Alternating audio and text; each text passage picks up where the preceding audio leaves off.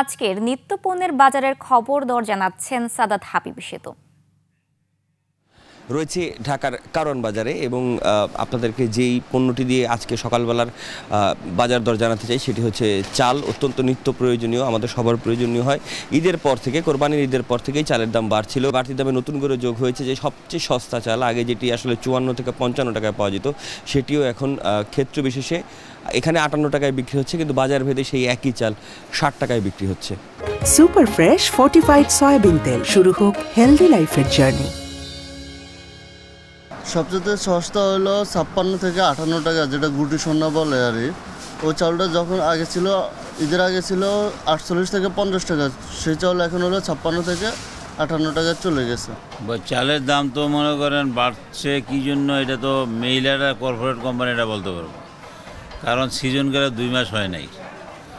এই মুহূর্তে চালের দাম বাড়ার কথা না। চালের বাজার বা নিত্যপণ্যের অন্য বাজারের সাথে সাথে যদি আমি সবজির বাজারের তুলনা করি, তাহলে সবজির বাজারে খুব বেশি দাম বাড়ার কোনো ঘটনা অন্ততপক্ষে কোনো সবজির ক্ষেত্রে হয় নাই। তবে কাঁচামরিচের কথা বলতে চাই, কাঁচামরিচের দাম আগের থেকে কিছুটা কমেছে।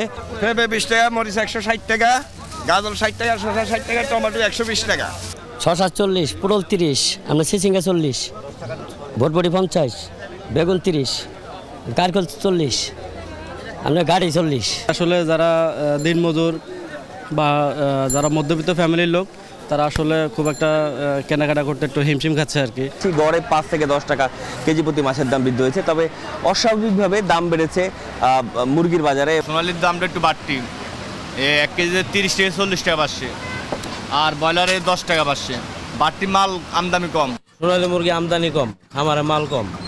আর লেয়ার মুরগি কেজিতে 50 টাকা কমছে, 250 টাকা। ব্রয়লার মুরগি ফার্ম যারা উৎপাদন করে, পালন করে, তারা বেচতেছে 100 টাকা কেজি, আর কারণ বাজার 80 হয়ে গেছে 150 টাকা কেজি, মানে প্রতি কেজি 50 টাকা।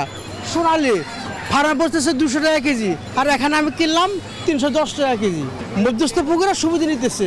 আর এছাড়া বাজারে অন্যান্য যে নিত্যপণ্য রয়েছে তার দামের খুব বেশি তারতম্য না হলেও মুসুরির ডালের দাম আমরা কেজি প্রতি ক্ষেত্র বিশেষে 10 টাকা বেশি দেখতে পাচ্ছি দাম, এবং সেটি আসলে আমদানি করা মুসুরির ডাল। তো এই ছিল বাজারের সবশেষ খবরাখবর।